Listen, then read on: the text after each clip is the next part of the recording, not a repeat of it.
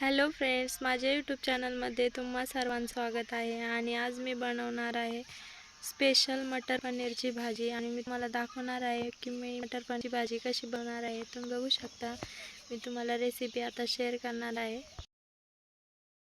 चला तर मी इथं टमाटा आणि कांदा घेतलेला आहे. टमाटो कांदा असं बारीक करून घ्यायचं बरं का. त्यानंतर मिक्सरला त्याची ग्रेव्ही करून घ्यायची. टमाटर टाकायचं बरं का मिक्सरच्या भांड्यामध्ये आणि असं ग्रेव्ही करून घेतलेली आहे. त्याच्यानंतर आपलं इथं अद्रक लसूण घेतलेले, अद्रक लसणाची पण पेस्ट करून घ्यायची. कांदा पण घेतलेला आहे बारीक चिरलेला, बघू शकता तुम्ही. आणि मी इथं पनीर घेतलेलं आहे. पनीरचे असे बारीक कट करायचे बरं का. पनीरचे बारीक कट करून घेतले की मस्त असे पीस करून घ्यायचे. त्याचे कट छोटे छोटे पीस करून घ्यायचे.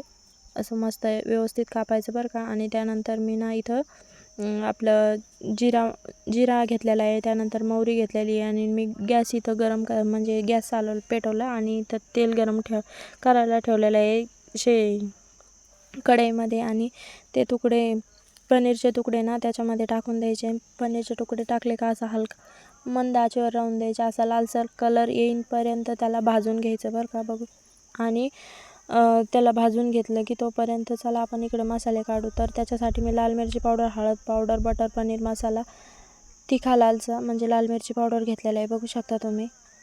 खूप मस्त मसाला आहे बरं का लाल मिरची पावडर. आणि त्याच्यानंतर मी इथं तेजपत्ता घेतलेला आहे आणि आपलं साल घेतलेली आहे, दगडफूल घेतलेलं आहे, भरपूर जिरे, शहाजिरे घेतलेले. आणि बघू शकता तुम्ही इथं कांदा परतायला टाकलेला आहे. त्याच्यानंतर असं परतून घ्यायचं मस्त लालसर होईपर्यंत. असं परतून झालं का त्याचं म्हणजे एकदम कांद्यामध्ये मीठ टाकायचं बरं का. कांद्यात मीठ टाकलं की लवकर कांदा लालसर होतो.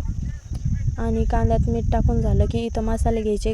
अद्रक लसणाची पेस्ट टाकली बरं का मी इथं, बघू शकता तुम्ही. मी आता इथं अद्रक लसणाची पेस्ट टाकलेली आहे. आणि त्यानंतर ना मग असं परतून घ्यायचं त्याला. त्यानंतर थोडंसं मीठ टाकायचं आणि आपले जे मसाले ते मसाले पण टाकून द्यायचे बरं का, जे घेतलेले आपण ते मसाले. आणि असं परतून घ्यायचं त्याला चमच्याने आपल्या.